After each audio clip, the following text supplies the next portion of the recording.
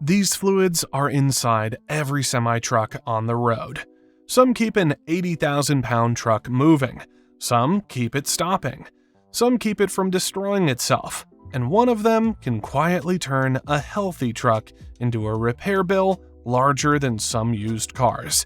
Because trucks don't simply use bigger versions of car fluids, they use completely different systems. Different temperatures, different pressures, different loads, different problems. And once you see what each one actually does, you start realizing a semi-truck isn't really just an engine pulling a trailer. It's basically a moving chemical factory rolling down the highway. First up, coolant. Because if you ask truck drivers what destroys engines faster than almost anything else, overheating enters the conversation pretty quickly. Now, think about what a truck engine actually deals with. A normal passenger car might make 150 to 300 horsepower. Meanwhile, a modern long-haul truck like a MAN D30, Cummins X15, Detroit DD15, or Scania V8 can easily sit between 450 and 770 horsepower. And unlike cars, truck engines often sit under heavy loads for hours, pulling 80,000 pounds, climbing mountains, fighting headwinds, crossing deserts, sitting in traffic while still carrying a full load. The amount of heat generated becomes ridiculous. That's where coolant comes in. Coolant flows through passages inside the engine block and cylinder heads where it absorbs heat created by combustion. Once it collects that heat, it moves toward the radiator. Air passing through the front grille removes heat from the radiator. The radiator cools the coolant. The coolant returns. Then the entire process starts over again. Simple, but trucks become different here, because many trucks use that heat elsewhere too. Cab heating, sleeper heating, auxiliary systems, even emissions systems. The engine isn't simply creating power anymore. It's becoming a giant heat management system. And here's the problem. Coolant doesn't last forever. Over time, additives break down. Corrosion protection weakens. Contamination slowly builds. Ignore it long enough and suddenly you start seeing clogged passages, damaged water pumps, overheating, potential head gasket failures. And expensive in trucking usually means very expensive. Because if the truck isn't moving, it isn't making money. But coolant only manages heat. The next fluid keeps the engine from destroying itself. Engine oil. This stuff probably lives the hardest life inside the truck, because engine oil doesn't simply lubricate. It does almost everything. It cleans, it cools, it protects. It carries contaminants.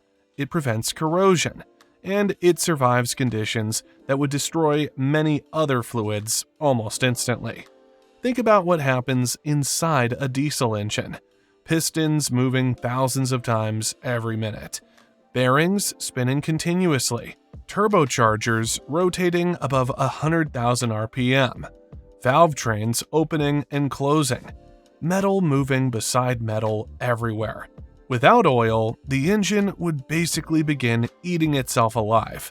The oil pump pulls oil from the oil pan, then pushes it through filters, then through oil passages throughout the engine. Pistons, bearings, camshafts, turbochargers. Everything receives lubrication. And that protective film is incredibly thin, sometimes thinner than a human hair. Yet that tiny layer separates thousands of pounds of force from direct metal contact. Lose it, and you don't usually get a slow failure. You get disaster. Truck drivers sometimes joke that engines don't die. They commit suicide. Because once lubrication disappears, things happen fast. Really fast. But here's something people constantly misunderstand. Thicker oil doesn't automatically mean better protection. People hear big diesel engine and assume bigger means thicker. Not exactly. Oil viscosity determines how oil behaves at different temperatures. Too thick, and it struggles reaching critical components quickly. Too thin, and protection becomes weaker. Then metal starts touching metal. And metal touching metal usually ends with somebody holding a painful repair estimate. But speaking of things drivers think about every single day, there's one fluid that controls almost everything: diesel, liquid money.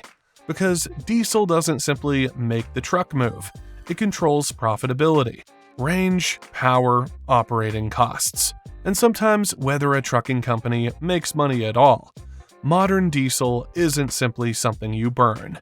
It's a carefully engineered fuel mixture containing additives that help prevent wear, corrosion, contamination, and cold weather problems. Once the truck starts running, diesel begins moving through a surprisingly complicated system. Fuel leaves the tanks, moves through filters, through pumps, then toward high-pressure injectors. Modern diesel injection systems can operate at over 30,000 psi. For comparison, that's hundreds of times more pressure than what's inside your tires. Those injectors spray tiny amounts of fuel directly into combustion chambers, sometimes multiple times during one combustion cycle. Tiny differences matter. Injection timing, pressure, temperature, fuel quality, everything matters. Because inside a diesel engine, combustion isn't just happening. It's being carefully controlled. And here's why companies care so much. Because even tiny fuel improvements become enormous at scale. Half a mile per gallon doesn't sound exciting, until hundreds of trucks drive hundreds of thousands of miles. Then, suddenly, you're talking millions of dollars. But diesel isn't working alone anymore. Because modern trucks added another fluid that drivers didn't even think about 20 years ago: AdBlue, or DEF, diesel exhaust fluid. And despite the name, it doesn't actually help make power. It exists because emissions regulations changed trucking completely. DEF is mostly purified water mixed with urea. Sounds almost disappointingly simple, but what it actually does is surprisingly important. Modern trucks use a system called SCR, Selective Catalytic Reduction. As hot exhaust gases leave the engine, DEF gets injected into the exhaust stream. Heat breaks it down into ammonia. That ammonia reacts with harmful nitrogen oxides, then converts them into nitrogen and water vapor. Sounds easy, but here's where things become interesting. Modern trucks depend heavily on this process, because emission systems are now connected directly to engine systems. Years ago, running out of fuel caused problems. Today, you can still have fuel in the tank while running out of DEF starts reducing power. Eventually, some trucks begin entering limp mode. Speed gets restricted. Performance drops. Imagine owning a truck worth over $200,000, and suddenly a small tank with a blue cap starts controlling what the truck can do. That sounds ridiculous, but that's reality. And speaking of fluids, people forget about transmission fluid. If you've ever smelled burned transmission fluid, you probably remember it. Passenger cars generally live easy lives. Accelerate, brake, commute, repeat. Truck transmissions live in another universe, because every gear change can involve enormous force. Think about pulling 80,000 pounds uphill. The transmission isn't simply changing gears. It's managing torque. Modern systems like MAN Tipmatic, Volvo iShift, and Detroit DT12 constantly monitor load, road angle, RPM, and driver input. Transmission fluid lubricates, removes heat, protects moving components, and keeps everything functioning smoothly. Because heat becomes the enemy again. Notice a pattern? Heat destroys almost everything in trucks. Differential fluid. Most people never think about the differential. Drivers rarely see it, rarely hear it, until something goes wrong. Then suddenly, it becomes very noticeable. Because the differential performs one strange job. It allows wheels on the same axle to rotate at different speeds. Without it, your wheels would literally fight each other during turns. Inside are gears constantly meshing under huge loads. Differential fluid protects them. Without lubrication, wear increases, heat builds, metal particles appear, and repair bills begin growing. Now, let's move to something that literally stops the truck: brake fluid. Actually, air. Because semi-trucks usually don't use hydraulic systems like passenger cars. They use air brakes. Large tanks store compressed air. Compressors continuously refill pressure. Valves distribute that pressure throughout the truck. And here's why. Imagine hydraulic brakes failing on an 80,000-pound truck. Bad day. Now imagine air pressure dropping. Truck systems automatically begin applying emergency brakes. The system fails into safety, not away from it. And that's extremely important when you're controlling tens of thousands of pounds moving downhill. Power steering fluid, something drivers rarely think about, until it disappears.